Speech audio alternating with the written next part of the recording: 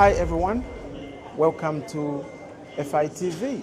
My name is Clarence Chongo for Financial Insight, and we are at Land-Linked Zambia 2025 conference. It's being held at Ciêla Resort at the International Convention Center.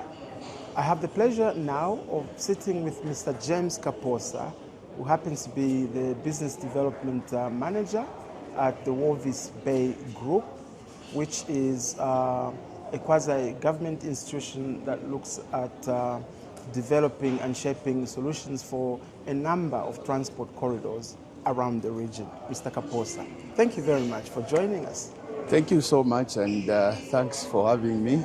Okay. It's a pleasure being on your reputable platform. Thank you very much. And perhaps you could start by just articulating what this group of institutions is, and what its main purpose is, and what your specific role is within the group. Thank you so much. To start with, you might be aware that there's a port in Namibia called the Port of Walvis Bay. Mm-hmm. It has existed over a number of years. Okay. But the Namibian Port Authority in 2000 decided to create the Walvis Bay Corridor Group, mm-hmm. which is a special purpose vehicle to promote and facilitate trade through the Port of Walvis Bay. Mm-hmm. The Namibia Port Authority operates 4 corridors. The first one is the Ola Lubumbashi Development Corridor, mm-hmm. which runs from Walvis Bay through Zambia into DRC, mm-hmm. and by extension into Zimbabwe and Malawi. Mm-hmm. Then the other corridor is called the Transkunene. It connects Namibia to the southern part of Angola. Mm-hmm. Then the third one is Transkalahari. It connects Namibia to Botswana, mm-hmm. By extension into South Africa. Mm-hmm. So those are well-maintained network of roads and rail. Mm-hmm. The core mandate for the Walvis Bay Corridor Group is to promote and facilitate trade through the Port of Walvis Bay, mm-hmm. aimed at increasing cargo throughput, mm-hmm. through our port of Walvis Bay. As you are aware, Zambia is pleased to have 4 other corridors, namely the port of the southern corridor, which runs into South Africa, mm-hmm. then the Beira corridor that runs into Mozambique, mm-hmm. then the Dar corridor that runs into Tanzania. Mm-hmm. So obviously, each port has its own comparative advantage, mm-hmm. and for our port, I think we can we pride ourselves on the following. One, I think we maintain high security and safety standards. Okay. So much that even for high value commodities like copper, mm. when it's coming through the Port of Walvis Bay, you don't need the police escorts, because there's no need. Then also in terms of quick turnaround, mm-hmm. we pride ourselves that the port is congestion-free. So the moment the ship docks, cargo is offloaded within 48 hours. It's put on truck, and it goes to the inland. What is more critical also is that we have an open door policy. Should any client want to engage with the executives, it's just, mm-hmm. a phone. Yeah. There are no bureaucracies like come, go through this. No, fill out forms and wait. No. It's just a phone call. Yeah. Then you will have your attention. Okay, great. So far, the corridor group has done very well to increase the market share for Zambia, for Zambian goods, both imports and exports. Mm. I will happily state that for last year, we handled a lot of volume, fertilizer volumes for Zambia, actually. Okay. A good quantity of fertilizers, mm-hmm. were imported through the Port of Walvis Bay. Okay, great. Yeah. And what's your specific role in the Walvis Bay Group? My designation is I'm a business development manager for Zambia and Malawi, responsible to Ghana customers to bring them to start utilizing the Port of Walvis Bay. Historically, you will agree with me that Zambia has used so much of Dar es Salaam. Yes. This is why we've a pipeline, we have a rail, and we have a road. So we are connected by 3 modes of transport to Tanzania. And air, of course. Yes, yes, and air, yes, you can add air for sure. Yeah. So now, since our creation in 2000, we've seen steady growth in terms of cargo throughput via our port or our corridor. So to summarize your role, we would say it's to convert more people from whatever they're using into using the Walvis Bay route. Well said. Okay. Well said. Great. And so we're here at Land-Linked Zambia 2025, which has been touted as Zambia's premier conference for transport and logistics. Exactly. And I'm wondering what your purpose for coming here was. Actually, our purpose, we've been attending this conference since its inception. Okay. And what we've gathered is that it's one platform where you can create and establish working relationships with key stakeholders. It's well attended by key players in the transport and logistics sector.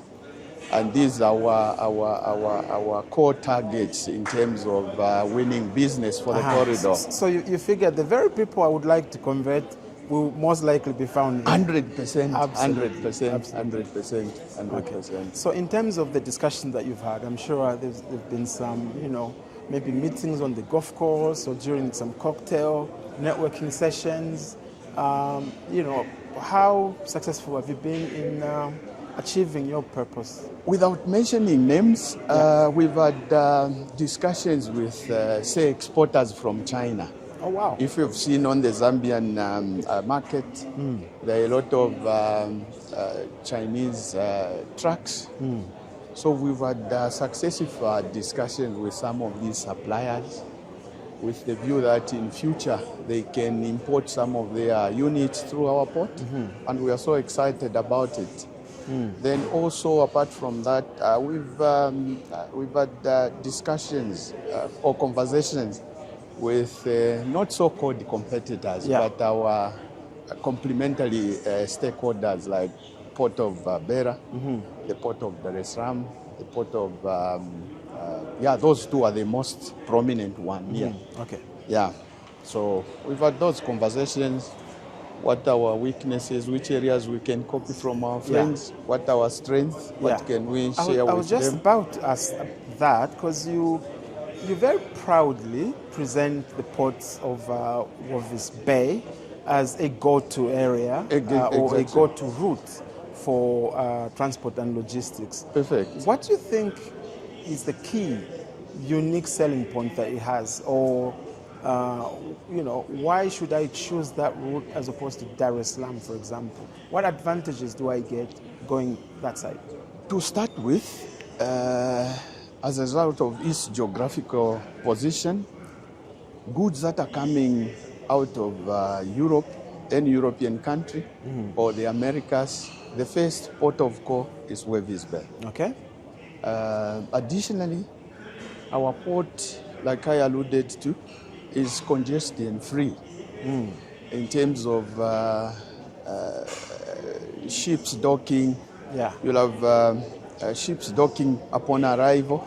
There's nothing like they will have to wait on the queue to dock. They dock immediately, and once they dock goods, we give ourselves 48 hours to offload the goods and put them on the trucks and off to their final destination. Then we maintain high safety and security standards. The very minimum instances of maybe attempted hijacking or attack on our drivers or attempt to steal the cargo. Theft, yeah. Yes, it's at the very minimum. Okay. Yeah. So how come your port is that secure compared maybe to others? Because I mean, we do hear stories of Exactly. goods going missing and so on and so forth. What have you done to ensure that security that others perhaps are not looking into? To start with, maybe it's something to go by. You know, Namibia is a country of about 3 million people. The population is quite small. So fewer thieves, is that what you mean? I think